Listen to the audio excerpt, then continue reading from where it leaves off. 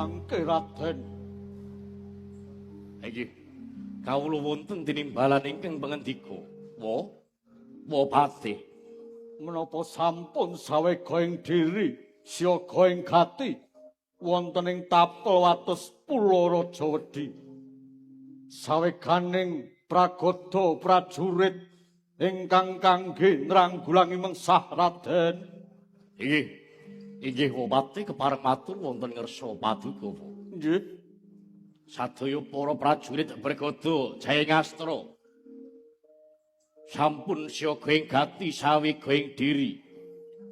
Sabab melang-melang raos manah kula ketir-ketir semu kuatir. Bab rikala semanten wonten swanipun duta saking Teja Birawa nglamaraken kang Mbok Dewi Kanastri. Nanging panglamaripun katampik dhateng Kanjeng Rama Karsendra.